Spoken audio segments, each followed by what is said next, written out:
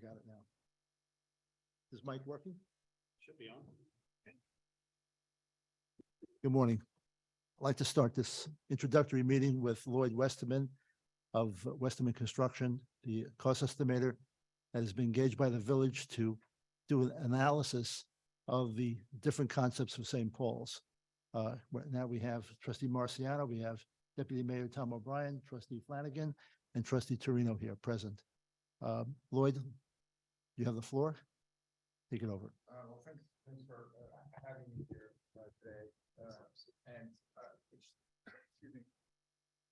I guess we're going to keep this relatively informal. So if you have questions, just fire them away. I mean, we were retained at the end of November, and we've made a lot of progress since then.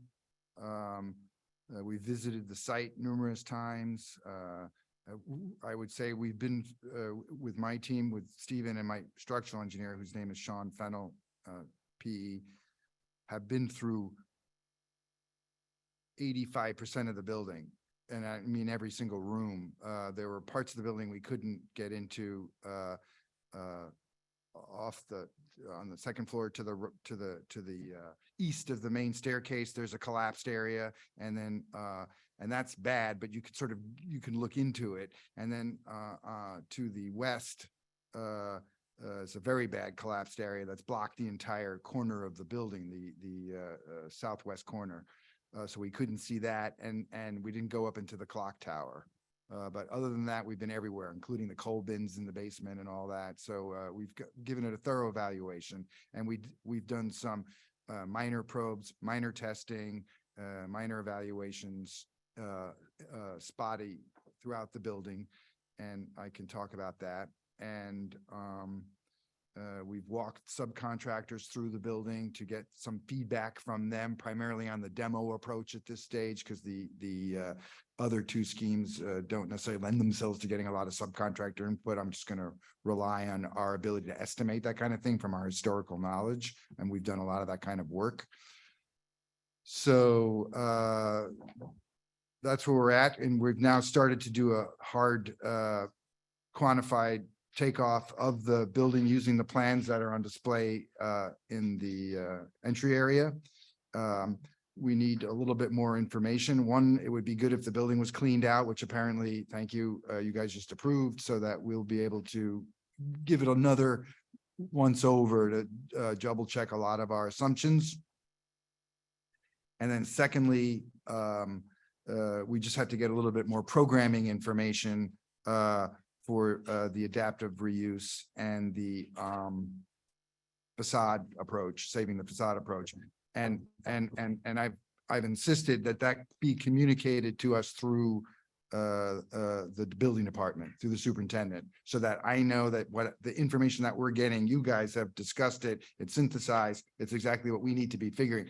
I can't be involved in your debates on how you'd want to use this space or that space. And the whole approach of this is just to give you a cost estimate in the three different schemes that covers those three different approaches. So, you guys have guidance on what to do. And that's pretty much what we're doing.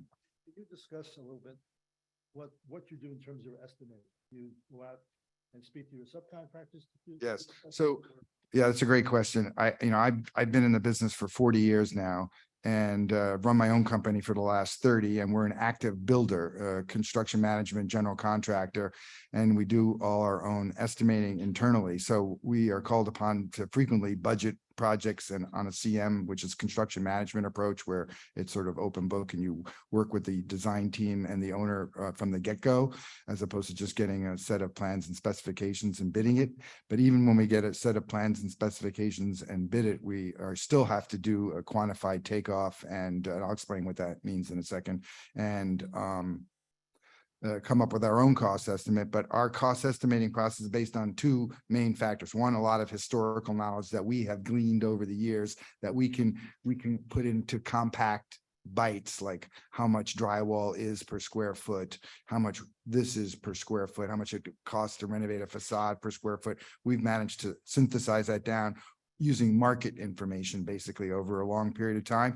but every now and then we're confronted with something that is unique and unusual. And then we just have to break that down into how long we think it will take to make the parts for it, how long we think it'll take to install it, and how much the parts will cost, which is called a labor and material breakdown. And so that's the elemental concept of cost estimating, is where you basically associate what those ingredients are and then come up with a unit cost that then you could apply over a larger area of a building.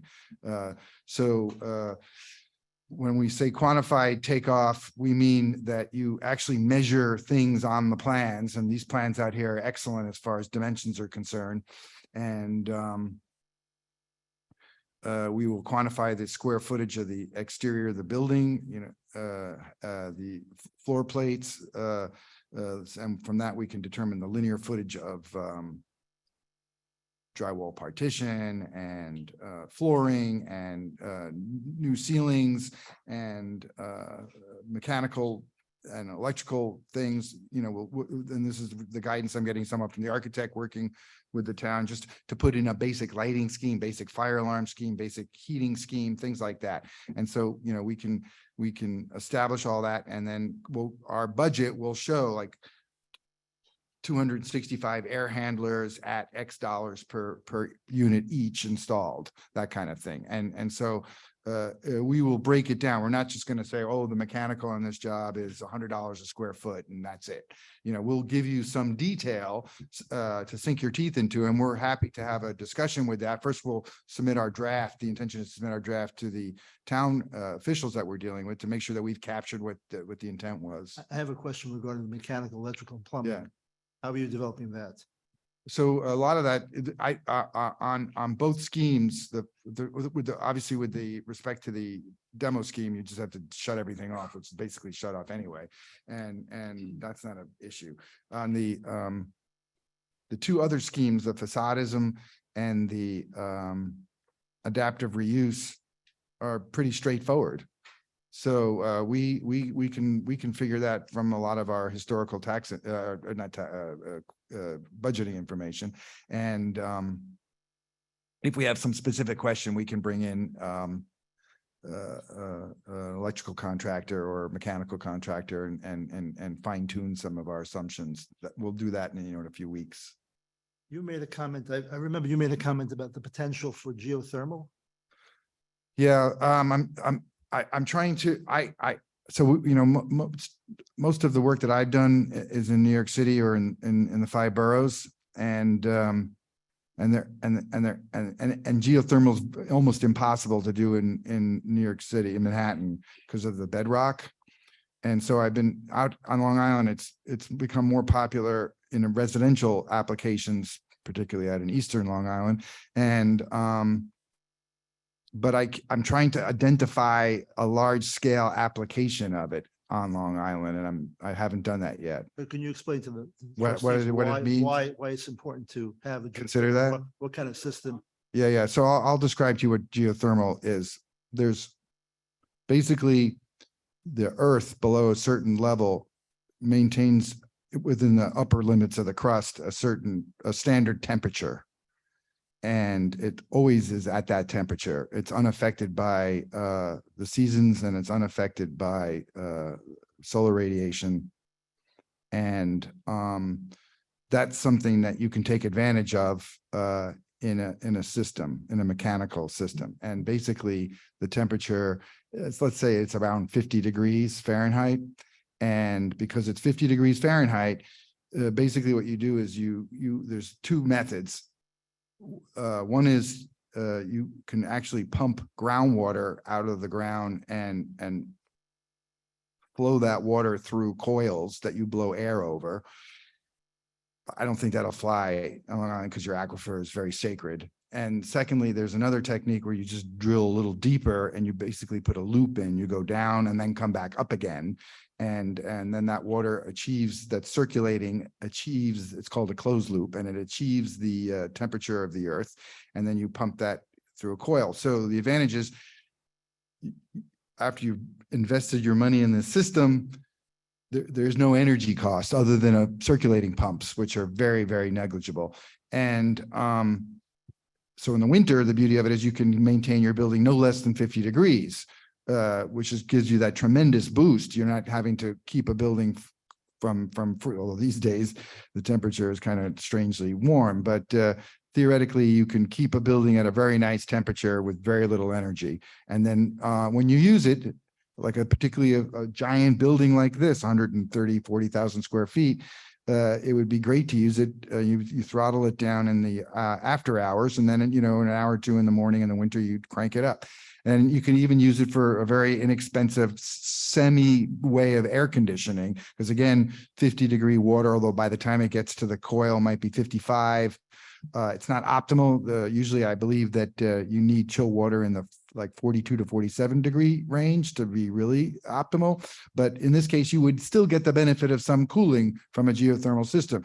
And as far as there's two methods of getting it out of the earth. One is to dig these deep holes, are basically like drill oil exploratory wells or fracking wells. Go down about 500 feet or so, depends on the engineering.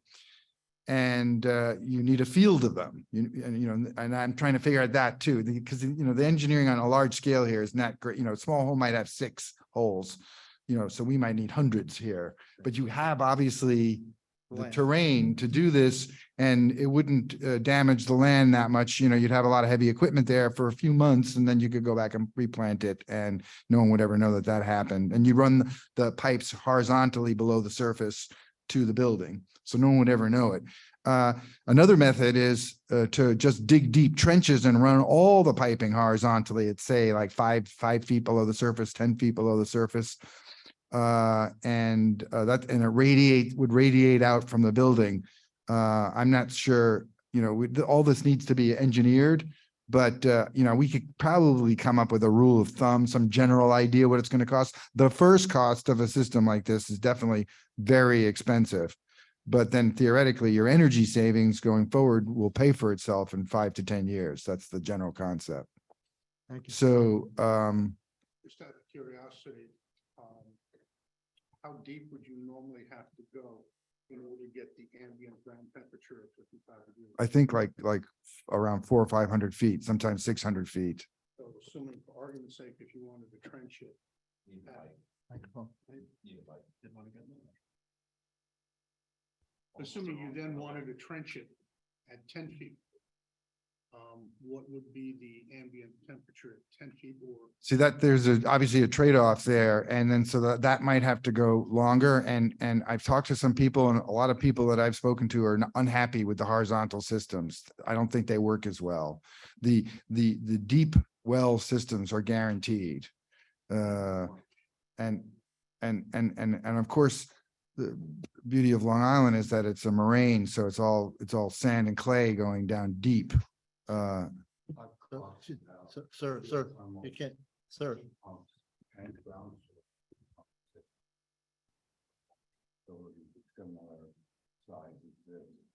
Basically talking miles and miles of pipe and fittings. That becomes a maintenance nightmare. Okay. So it's not something you really want to cost out. Trust me. Way expensive. Can you stop this, please? The maintenance cost is a lot of way. And So you get a listen, so there's the problem. Anyway, we're not. But the purpose is to maintain the temperature of the building so that you don't have further deterioration of interior finishes, Yes. framing, et cetera. Yes, That's yes. the purpose. So tremendous advantages for heating the areas that you might not yet develop in the building that might be tabled for a number of years. Here's a question. How much, Should be on. hello? How detailed, you talked about programming before, how detailed do you need the programming information to influence the estimates that you have? I know there's been quite a bit of variability in some of the rooms we're talking about. So how much specificity do you need to really have an accurate estimate? It's a simple narrative, just basically describing finishes, and just so we have a document. It's not even, it's just so that you can refer back to it and say, this is what our cost was based on. Whether it's controversial or you agree with everything, it's not that important. It's just that this was the basis for the cost, rather than us making stuff up, So for example, in a dance studio, do you want, a really fancy dance studio would have bars around all the walls and mirrors and sprung floor, which is so that they don't hurt their heels when they're dancing, and a special kind of linoleum. I don't know if you want that, maybe it's just a simple approach, so I just need to be told that, and then we'll figure that, and then you'll know. And then secondly, like, the pottery shop, right? You have a kiln, which of course, if it's an electric kiln, needs tremendous amount of power, might need an exhaust flue. And we can just figure that one way or the other. We don't, whether you say we don't want it now, don't worry about it. Just give us the basic program, have a discussion. This sounds, go room by room. These are the things we think we should have, and then I'll know what to figure. It doesn't, you're not committed to it. Right, so those questions you'll pose to the building superintendent or to the. Yes, program? yes. So you just remember, you're not committed to any of this stuff, and ideally it'll be quantified in such a way someday, even if we're not involved anymore, you could look at our numbers and go, gee, well, we'll just strike that line item and it'll reduce the overall cost. You'll know. So, so we were talking about the geothermal, I'm sorry. Yeah, I just wanted to ask, I guess, the committee has given you the uses that they wanted to use for the rooms. Do you have that? Oh, yeah, well, I mean, The clearly the theater. plan's out So there, you go right by that. but they just need a little bit more. Okay, so when they say they want a theater and they want a room for it, you have all that. Yeah, yeah, of course. So let's say those plans are out there as far as like what we need to do, or telling us what the general ideas are about, like 80-85%. We just need another 10% boost. Gotcha. Like, we want to do this, we want painted finishes, we don't want to tile all the bathrooms, we just want to tile the floor, we want baked enamel toilet partitions, not stainless steel, not prison partitions, that kind. I just need to know these basic Yeah, things. I think you have to address each concept, right? In terms of what you're trying to achieve, and let's talk about adaptive reuse for a moment. Right, Adaptive reuse, we want the least amount of intervention, right. right? We want to maintain as much as possible existing. In the facadism concept, you're dealing with a new structural system. And how does that integrate with the facade? How does it integrate with a new building or new, what we call ancillary structures that go behind the facade? Be it a butler building, be it a fabric structure, things of that nature.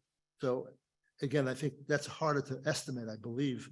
The facadism, I mean, the structural system, you can obviously determine what that is, because that's what you need to support the facade. Yeah, can we But go I to the think- plans? Yeah, sure. And I think the plug-in, what I call the plug-in components, require a little bit more analysis. Right, so I think, yeah, in orders of difficulty of approaching this whole thing, the demo is absolutely easy. Then the adapter for use isn't that difficult either. We have, especially now that we've been through the building, we have a really good idea where we're headed with that. The- They phase this in and they don't know what they're gonna do with the fourth floor, is there a default square footage cost that you would apply to the analysis, so that they say this is like a default space until they decide what the program is? Well, yeah, you'll see that it'll be worked into our estimate. We'll, and the adaptive reuse, we're going to advocate for a substantial amount of demolition having to occur in the building anyway. And that's only to just deal with remedial work that has to occur. That'll be figured in, and then so basically the building will be brought down to a state of basically stripped. And then the joists and the brickwork will all be evaluated and repaired. And then from there, you'll bring back the level of finishes, obviously from the basement, the first floor, and then the second floor, and then the upper floors, you will just be sealed off and you can do what you want with it. That's what these plans out in the hallway show. So, or these plans up here. So that's what we're using as a guide Mhm. at this point. Makes sense. And then, I would also say it's easy, if we come up with X dollars for all the finishes, for 2 floors, you could just divide that and add that, into another floor if Right. you had to. But the facadism is definitely the most difficult approach. I guess, but right now we're gonna figure. Any picture in particular you want to blow up on the screen? Those are, yeah, or the one on the left. Yeah, that's fine. That's good. So Maybe, can I stand up there for a second? Sure, why not?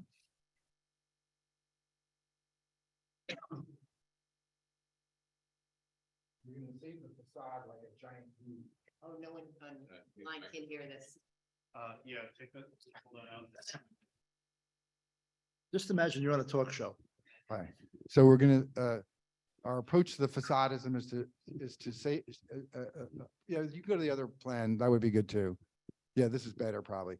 So it would just be a giant U and everything up to that U would be ultimately demolished, including the chapel and the stairs. And although if it gets communicated through channels to us that you don't want to do that, we're happy to modify it. This is just what we're figuring, right? And then unfortunately, you have to obviously come up with some kind of system in which to support the facade. Also, you have to restore the facade before you even do that.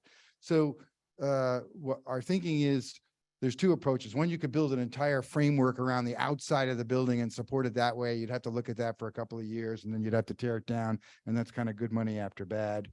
And then another approach is to weave in new steel structure in the existing building while it's sort of in its derelict state to support the facade. And that structure that you weave in would then ultimately become part of a structure that is built behind it.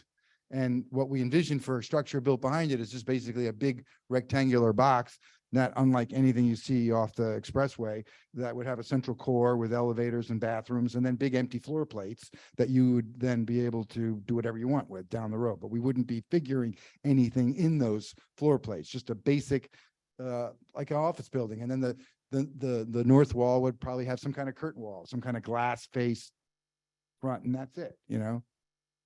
And it would be tied into this facade. The one thing I would say is that the floor heights would pretty much have to match up. You might be able to have giant rooms in the middle somewhere. That could be done down the road. But again, you're not committed to any of this, but this is our approach to costing it at this stage.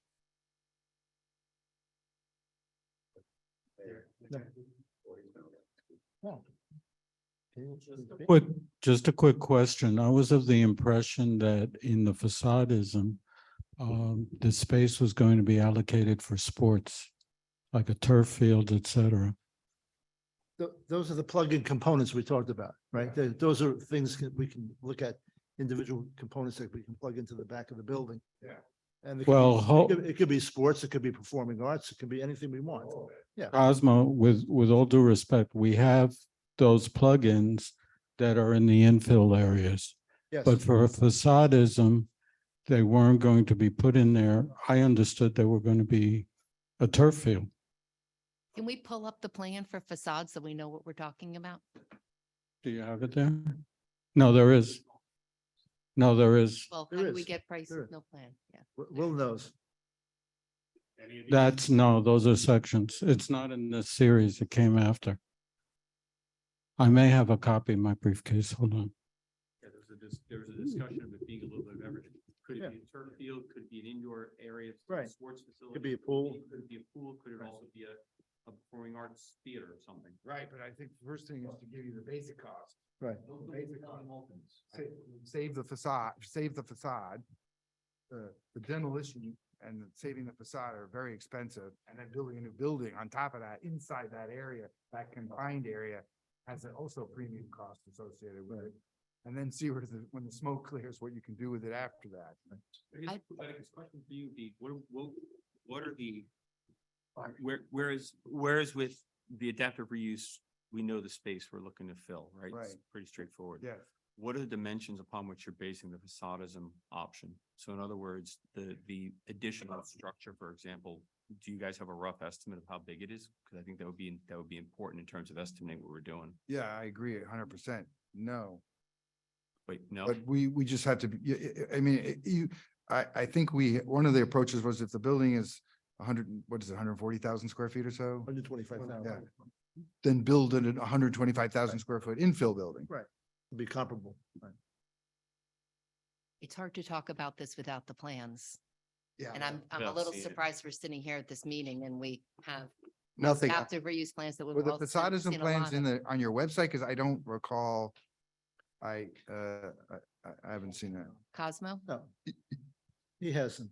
Okay, all right. So 'Cause as we're waiting on that, I know the Irwin Belinsky you've reviewed as well as on our website. I just gave you a copy of that. Have you Yeah. looked at the facade option that they priced out back then?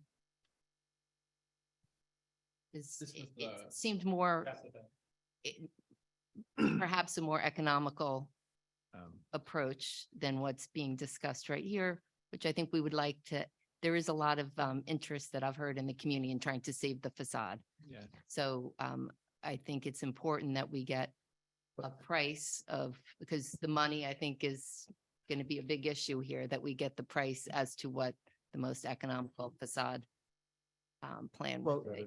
I think Lloyd, Lloyd, I think you explained that the framing system for stabilizing the facade could be exterior or interior of the facade. Yeah, if I it's think that was very exterior, it'd be clear. torn down. Yeah. I wasn't asking that. Did you see those plans?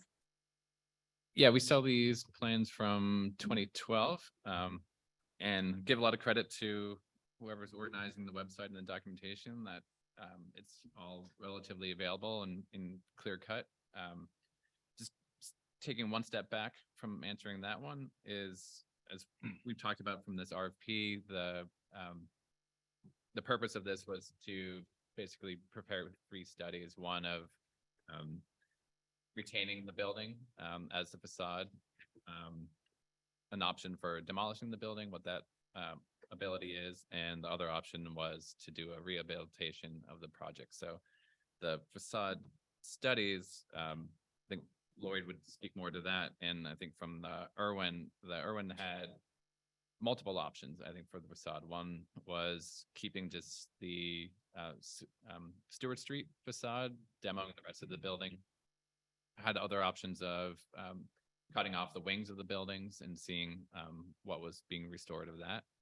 So on a programmatic phase, and I think Lloyd could speak more to this, was I guess we would need more direction on which of those phases. Yeah, the we would RFP was want. not entirely clear on that. Yeah. I think the adaptive reuses and the demo obviously are very clear. But I would say the guidance that we need on this is not earth shattering. We just, if we got a basic idea of what you want to, what you want to save of the facade and what do you want to put behind it and where, we could easily figure that But stuff. let me make a comment. The RFP did not require you to do an analysis of the Irwin and Belinsky report. No, Right? yeah, It exactly. required you to do an analysis of facade-ism concept. Yes, exactly. And that's what you're supposed to do. Right. So Thank the way I described it is what our thinking is. If you don't like that, just you guys discuss it among yourselves and tell us what you want to figure, and then we're happy to do that. Exactly. The programming committee and the architecture and engineering group, they're supposed to be communicating through Giuseppe to you. Yes, exactly. Okay, so again, if you have those questions, I think you should issue an RFI, Yeah. right, to Giuseppe, and he Yes. will get that information for you. Okay, good. Right. Cause And I'm- so, I'm concerned about something else, Lloyd, also, Okay, because I don't want to start changing direction, yes. then changing the schedule.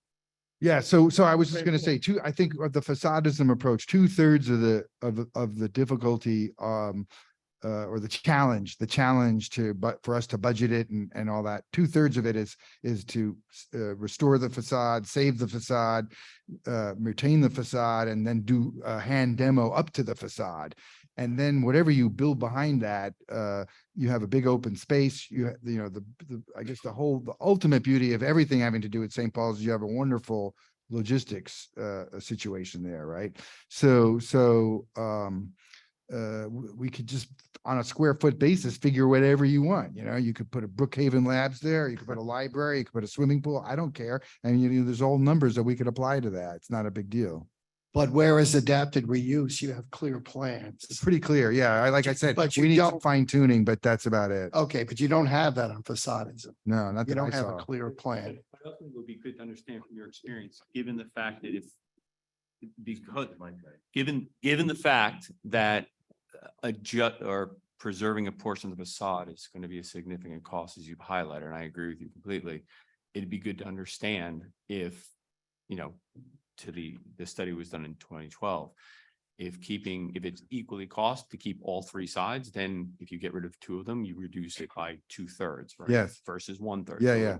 it would be very good to understand your perspective on that as well. I'll structure the estimate in such a way that if you wanted to minimize the amount of facade you wanted to save based on the cost that we come up with, it could be pretty easily done. I'd be happy to. That would be uh, excellent. Yeah, and then again, like I said, the size building and the type of building you want to put back there is not that complicated either. But you do need some direction. You're saying. I mean, again, yeah, and again, another thing that's not complicating the site is it's level. There's no hills, Right. you know, it's all very, very simple from that standpoint. Long Island, no rocks, no. There's no rock, maybe some boulders. There'll be some boulders, but Just so we're clear, what exactly are you looking for? I think we identified the facade, you're missing information. What exactly do you need from the village? right. So the extent of the facade that you want to retain. Right. You know, does the chapel have to Well- get torn down? Do you want to save the fancy stair? I don't know, you know, integrating that in a new structure will be very difficult.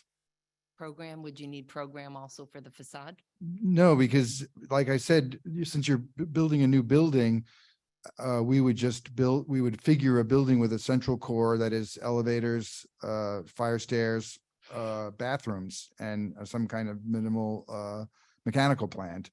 And, The key to that is the square footage. exactly. That's the key.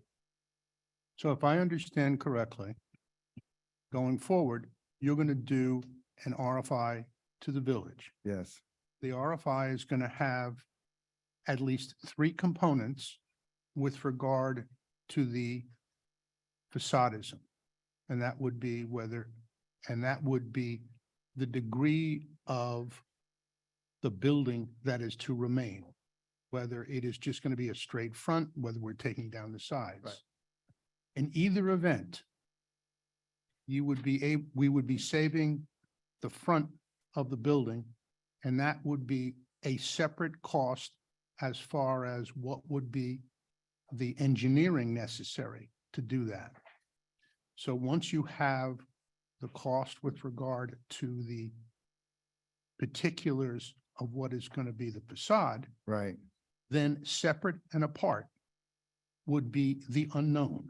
The unknown is what is going to be either behind it, around it, or the alternative uses. And, you know, this is like the basic thing. You need a bay of structure to support the facade. That's what they figured. That's how we would figure, except this bay would be integrated into the existing building more so. So you could do either an We could- exterior cage or an interior cage to Bruce, support the building. My issue right now with this is that these are diagrams, Oh, yeah. okay? These are diagrams, Lloyd. Yeah, yeah. Lloyd, these are diagrams. Do you have a structural engineer that's actually coming up with details? Or some sort of, framing, some diagrammatic framing? Yeah, basically sizes of members and stuff like that. I mean, I have a general idea what we should be figuring. I want to discuss with him the feasibility of building the steel frame. We haven't done this yet, which this is preliminary. Right. I have to say this, of all the 3 schemes, this is the one that we've had the least amount of work on, although I've been thinking about it a lot. Integrating a new structure, weaving it in literally into the steel structure, into the existing joist and brick structure, wood joist and brick structure that's inside the building. Yeah, we call it a surgical approach. Yeah, exactly. Because it has to be spot on. It's really involved. And again, that's why I'm hoping your structural engineer has experience in doing this and can give us some good advice. Yeah. So, I mean, he might actually tell me that he thinks it's impractical and the only way to support it would be from the outside. Right. And then you'd have to, Different- basically, in that case, what you would do is you would be left with the facade held up by this temporary structure around the outside of the building. And then, and this is done quite frequently, and this is done in the city a lot. Yeah. Where they preserve an old building, an old church facade or something like that, and then put a high-rise apartment building behind it. Oh, here it is, here it is. Yeah. That's the plan. And that's based on the interior. I think you have this, don't you, Steve? So is this on the town documents? Yes. What's it called? I think it's called facade plan itself. It's right on the docs. I just pulled that from the, What's the date? the date on it. Ryan, can you use the title of that? Block on the far right, October 5th, 22. Yeah, the big issue, Lloyd, I see is that it's a bearing wall building, right? And you have to respect the bearing wall conditions. Yeah. that make this thing work. Well, exactly. So what I've really been struggling with and unfortunately, frankly, one of the biggest issues with the building are the mansard roofs. You know, mansard roofs are very difficult. So in the garret off the mansard roof are dormer windows. Mhm. And they're sort of like, they're in what we call vertical cantilever. He sort of picks that up on this Yeah, drawing. that's what it shows, yeah. And that's not, they're sort of hanging out there. They're sort of attached to the mansard, but not really. And the mansards are big cavernous spaces. We were up in the mansards with giant trusses. And Beautiful space, it's a cool space, beautiful but space. so preserving the top row of windows, we've been struggling with that, you know, to come up with some scheme to do that. Save that first. Like, how do you know, they show this complicated pieces of steel going, now how would you put that in the mansard? That's the point I'm trying to make is that I don't, we're in the business, we understand what happens, but in real life, right, when you're dealing with the actual details, that's what I'm concerned with. How does this structure affect the existing foundation system, right? That's really important to me because God forbid you put in a new structure and then the building starts to move, you have a serious issue then. So again, that's why I'm saying that it's a surgical approach, has to be really thought out. The existing foundation system, be it stone or be it brick, has to be analyzed. Again, the probing that we talked about, I think a long time ago, I said, please try to make some probes because that's the only way you'll know what's there. Right, so I we want to did, be really accurate. That's maybe what I I'm should trying to talk get at. about that a little bit, the probes that we have done.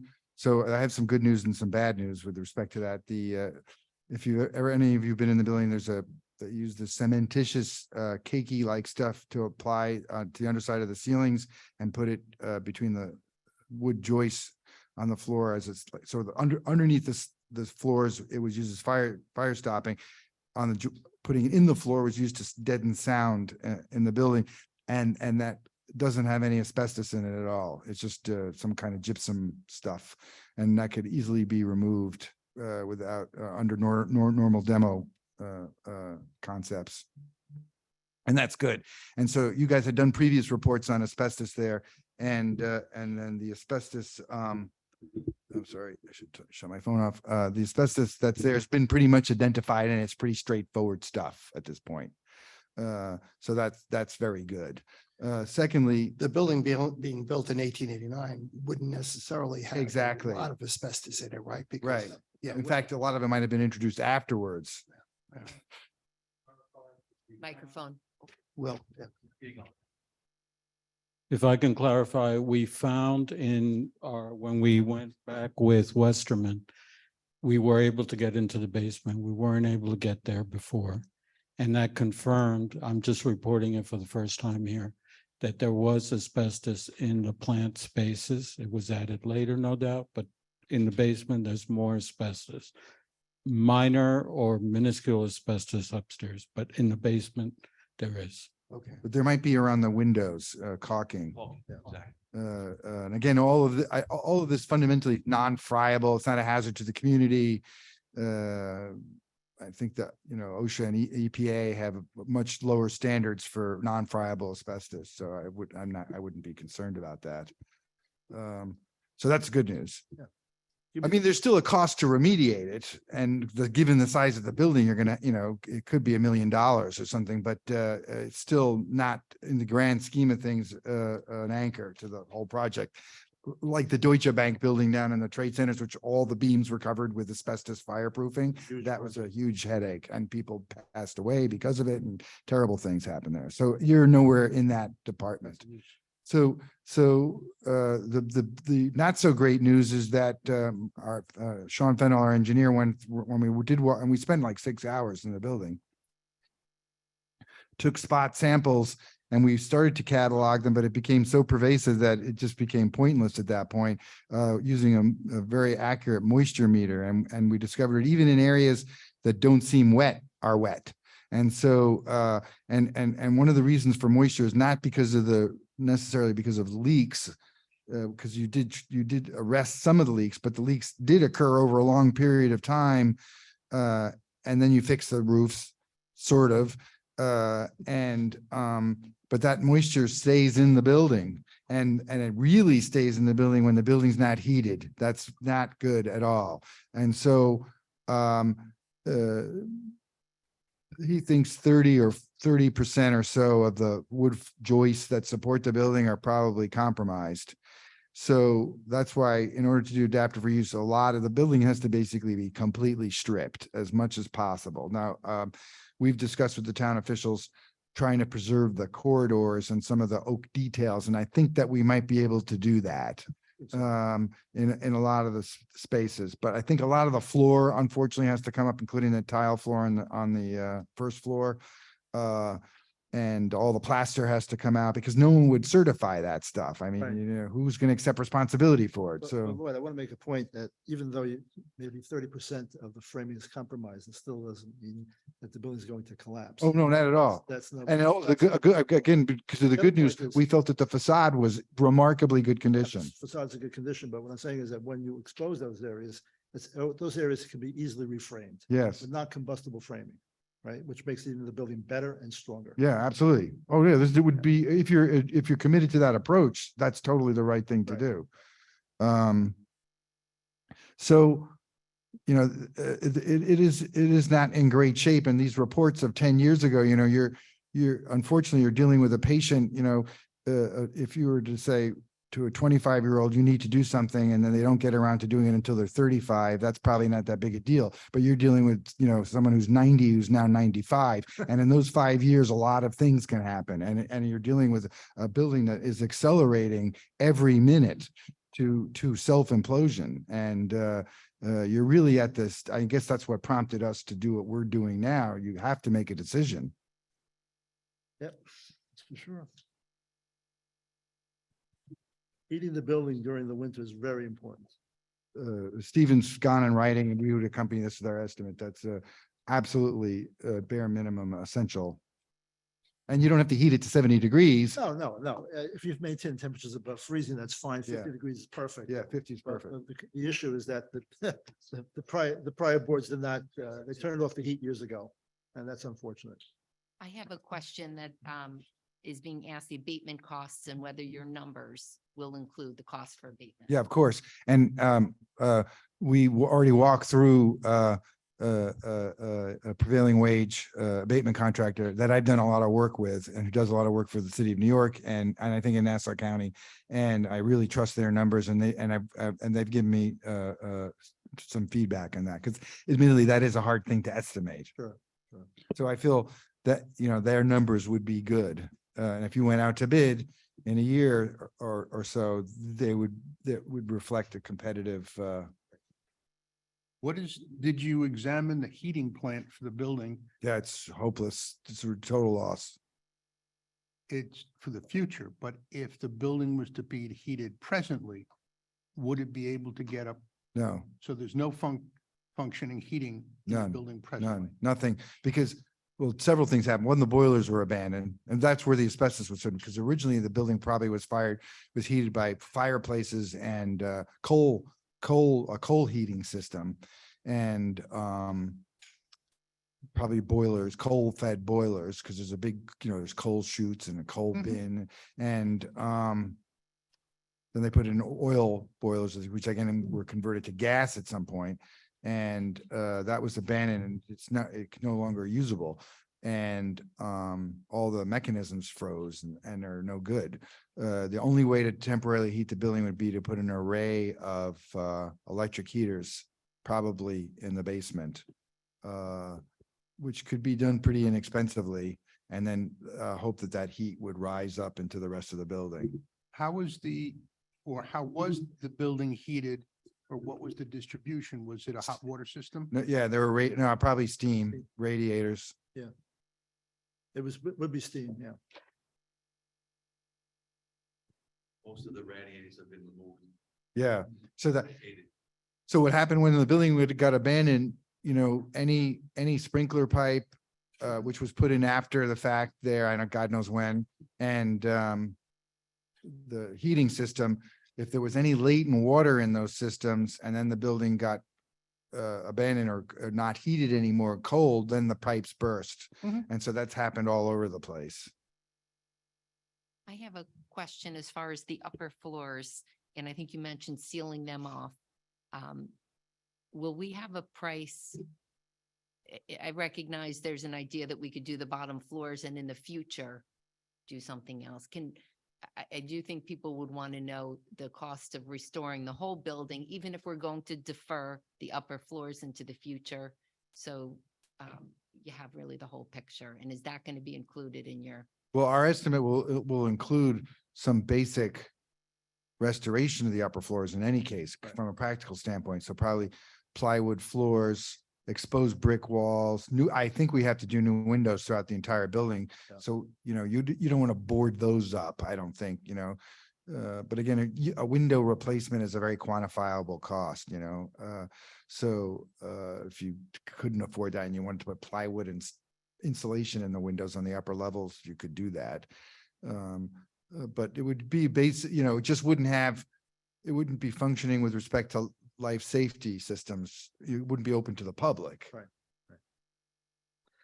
It would be minimally illuminated, wouldn't have a fire alarm system. It'd probably be, I think we'd probably have to put sprinkler pipe in. Absolutely. From an insurance It requires standpoint, but that's not very expensive these days. By the way, this is great discussion. Thanks for your flexibility on your approach and listening to all our thoughts and ideas.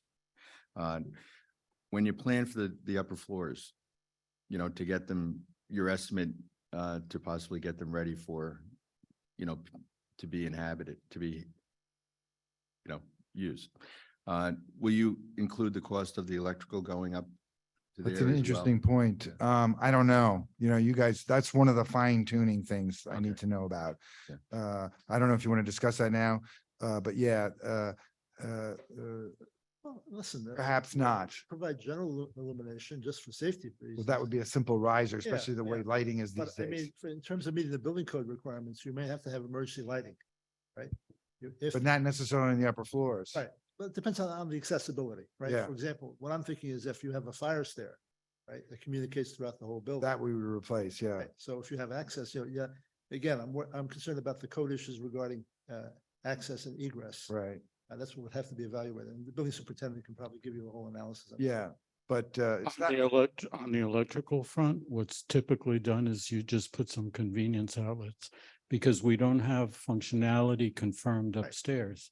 So we don't know where they should go, how many, what type, et cetera. there's They do- options. Yeah. You could run up an empty conduit Yeah. to the. to the Exactly, floor, something basic like And, that. and then assume that someday you're gonna put a power panel there, that kind of thing. Yeah, well, you put in the basic infrastructure for future use, and it's done all the time. That's what I was thinking. I- Get it ready to go in case we, We've done office buildings in the city. Yeah. Where we don't know who the tenant's going to be, right? Right. But we know we have to run sprinkler piping. Yeah. Fire, right, wiring. it's in a state of readiness. We need, Yeah, we need also IT wiring, right? Yeah. That's tremendous. People don't realize the amount of communication wiring that goes into these buildings now. Right. It's enormous. In residential work, we were able to put wiring within a 2.5-inch stud, right? Now we need 4 inches minimum because people are running so many cables through the yeah, walls I imagine. that you can't pack them in anymore. It's just crazy. Thank you. If I can reiterate that as well, as you mentioned, the upper floors, it really comes down to use and program. So if it's a mothballed upper floors, as Lloyd said, it's just life safety apparatus. If you have a program upstairs and you want to say it's classrooms or it's an auditorium or it's a dance studio, whatever that use group is, has specific code requirements on number of sprinklers, number of power apparatus. So if there's no program at the time, it would just be, continued use as an open space. So. Thank you. Do you have what you need in terms of facadism to give us a, clear estimate? Because with all these different plans, excuse me. I think I'll write an RFI asking to what extent, the exact areas of the facade that should be saved and then what the intention is behind it. That I'll put that, I'll make a formal request to that. that's not gonna cause us a significant delay in our process, maybe a week or two, depending on how long you get back to me, but, same with the cleaning, but, I'm trying to shoot to get this done by February. Goes to the end of February. I don't know if that's the end of the world, but, obviously we could use some information, a little bit more. Okay. Just one thing, which has probably already been expressed to you, but I want to make sure you understand what we're hoping to come out of this with. The idea is to get this topic to a vote. Village residents, let them be heard on it. And seeing the fact that there are more than two options being discussed, there's been discussion that a survey to residents would be preliminary before we get to an up-down vote. And that survey, in order to get people's opinion, we need to give them numbers. Adaptive reuse at this cost, either $1 or, one cost or a range, similar for facadism, for simple demolition. Actually, this is something, there's a beautiful park plan. I don't know how well, it looks like someone took a picture of it and put it up there, but it may be expensive. So I think we probably should say just simple demo with trees or with this park with the pond and all. But to kind of get a sense of what the community would support. So I just want to make sure, is that something you feel like you're going to be able to deliver? Absolutely. Numbers so that we can go to the community with to get their That's the feedback. intention and our number, and we're really trying to approach this each one impartially and strictly by the numbers, if you will. I'm trying not to be like, have any opinion or favor any scheme. I should advise you guys on something going forward, and you probably have dealt with this maybe in the past, that this is public work ultimately, and it will have to be figured at the prevailing wage. And when people see what these costs come in at, they're aghast because they're used to doing renovations in their homes with non-union contractors who are paying their people $20 an hour, and the minimum wage in Nassau County varies from like $80 to $110 an hour, and that's in their pocket. That's in the worker's pocket. So it's substantial. And, and on any given project, the ratio of labor to materials, the labor is usually 50 to 75% of the cost of the work. So, I have a house upstate. I was telling Cosmo about this, and they have a similar issue going on with their library. And when the bids came in, people were like, how could it cost that much? And it's just unfortunate. It's just the state law, and that's the end of it. And there's no way around it. And there's no discussion. There's just no discussion. You have to be very clear, especially when you're bringing costs to the public, because they don't know. They only know from what they've done on their own renovations. This cannot be a non-union job. Right. Impossible. Well, you could do it if you privately funded it. Well, yeah, if we had a very rich donor. Yes, right? if a Rockefeller lived here or something. That's what we need.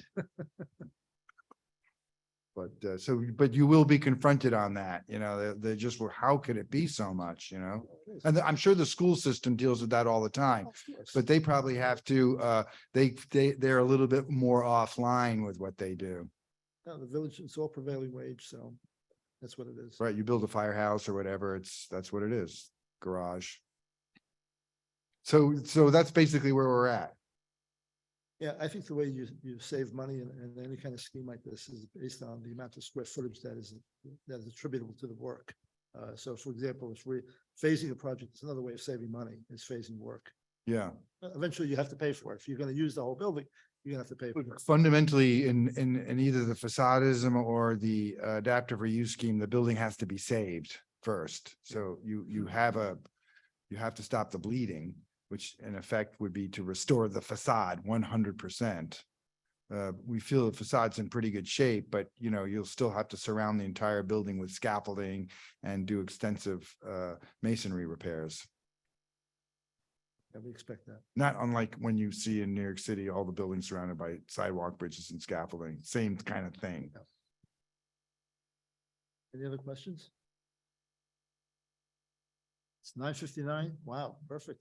10 o'clock on the button. Thank you, Lloyd. Thank you. Thank you very much. Stephen. Thank you. Thank you. Thank you. And, Thank you very much. You're going to issue the RFI as soon as possible. Yeah, today or tomorrow. Today's Friday, yeah. Giuseppe, you'll be on, it, please. It'll be Thank Monday. you. Thank you. Because we want to make sure we maintain the schedule. I shouldn't rush to it. probably should work with Stephen and our other The engineer. structural engineer. correct. And so I know what I would ask, but I want their guidance too, and we have to get the round pegs in the round hole. Gotcha. So I'll get it to you like maybe by Monday or Tuesday, Very good. Wednesday at the latest. Yeah. But we'll still continue with Work. the adaptive reuse, Right. even without the fine tuning stuff that I've asked for. Because that's not that can be injected at the last Right. moment, and we're well into the demo. Good, good. Thank you very much. So it's the facadism that you need Some information. Yeah, I would say. Actually, before we close, when you say you're well into the demo, that's something, different options, historical demo, basic demolition. What have you determined on the demo? What are you looking at as far as numbers on demo? I thought the demo was just to level the building and turn it into a ball field afterwards. Okay, thank you. Mm. That's what I think the community wants That's the what- number on. That's what we're figuring. I mean, we're not Well- figuring the ball field, but we're putting in clean fill Right. and putting Well, hay on it and I think you should make a phone call or an inquiry. to the Historic Preservation Office about that. Because when you check the box on environmental assessment, this is on the National Register, right. so there might be a different protocol to follow for demolition. And that's been my experience. So if you're saving components or the interior or pieces of the facade, you should be aware of that, because that can give us, you might have to give us an alternate price on doing that. Might have to give us an alternate price on selective demolition. Yeah. You can't lose sight, this is on the National Register. So it's a different type of demolition. We'll check with SHPO. Yeah, I can, we'll look into that a bit more, but the simple on that, and you guys have done extensive research on this project and you've showed your ability to care for the building and pay attention and resolve problems to the building. That's what the National Historic Register is gonna want to see. So whatever decision you make, as long as you show that process that you've gone through, that this isn't just tear it down and have a good time. This is, you've done your research. That's what the register is gonna want to know. Good, thank you. Have a great